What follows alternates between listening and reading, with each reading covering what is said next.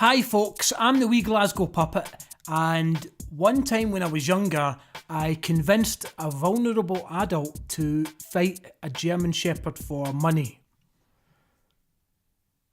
Everyone involved in that situation is now in prison or in counselling. And I regret it. The video I'm going to show you features a customer on the streets of Glasgow, I think it's the Gorbals but I can't be sure, having a friendly chat with a couple of workers from the Glasgow Housing Association. Although you can't quite hear what the customer's complaining about or saying, I imagine he's simply telling them that his boiler isn't working. A lot of people that see this video get mixed up and think that the video evolves into a violent incident, but that's because they're stupid cunts! Glasgow is a complex and esoteric community of people, very difficult to read from the outside, much like the face of an elderly Chinese man. No one really knows what's going on in his mind, nobody really cares, he's just strange, and that's how a lot of people see Glasgow. But the key to understanding Glasgow is patience. Yes, on first glance, Glasgow might look like a shithole with a river full of dead bodies and used needles running through the middle of it, and the fucking life expectancy of the medieval era. But if you look beneath the surface, you'll find other stuff like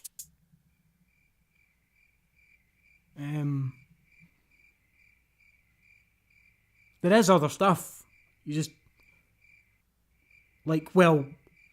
I once seen a guy in a cape having a wank in an alleyway. So, art. Glasgow has art. So, back to the video. Here we have a good Christian customer to the left, approaching a hard-working tradesman of Glasgow on the right. As I say, it does look a bit like the Gorbals, but I could be wrong. And I'm going to play the video up until a point. Here we go.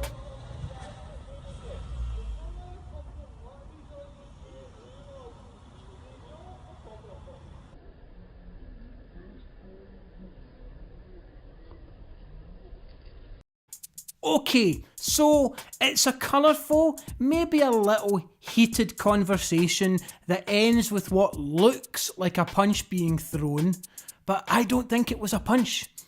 I believe the man on the left was honestly discussing his problems that he's having with his boiler when he began having a seizure. The seizure might have been caused through excitement or something. I don't know how epilepsy works. I'm not a doctor, I really don't know how it works, but his seizure causes a little bit of confusion. As you can see, the confusion involves the customer and both of these good hard-working Glasgow tradesmen. Play the video. Wait, that's enough. Hey, that's enough.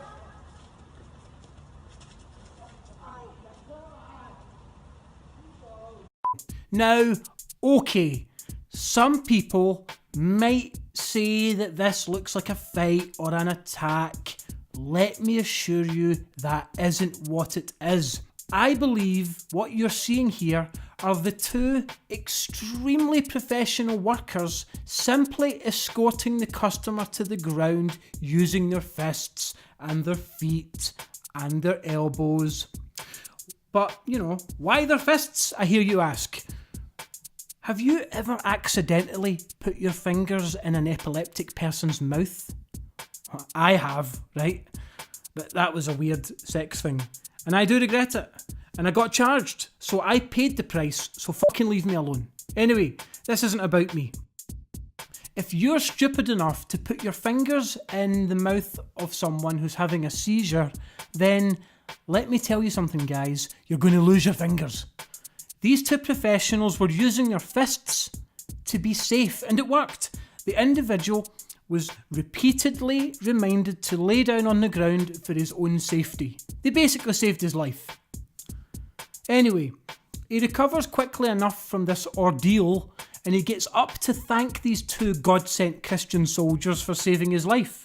Now, I admit, what happens next is a little bit strange, but yet again, there's an easy and simple explanation that really illustrates my point actually about context.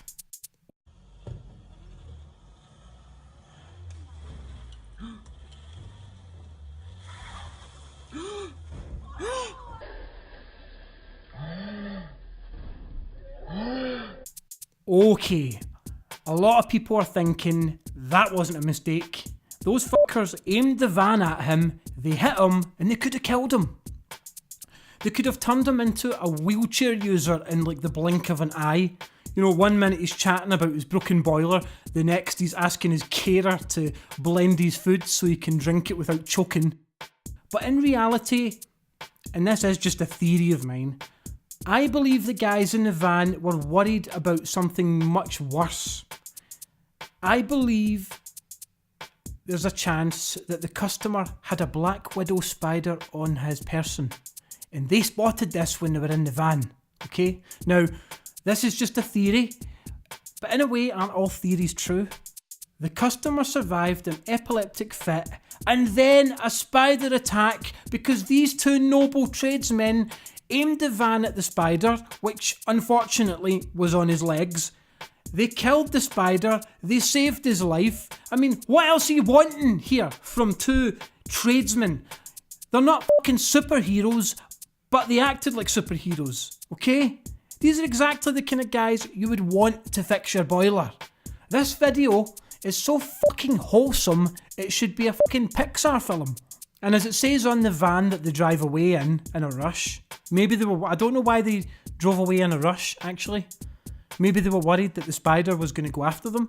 Yeah, they were worried the spider was going to go after them next.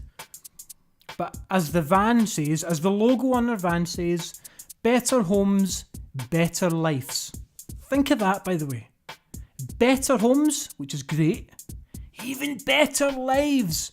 And they lived up to that logo by saving this man's life, not once, but twice. So, to sum up, the next time you hear someone criticise Glasgow, or run it down, or babble on about some old stereotype, don't argue with them. Headbutt them. The trick is to make sure your forehead connects with the bridge of their nose. You'll know you did it right if they're choking on their own fucking blood, okay? Cunts. Right, I'm away for a shite.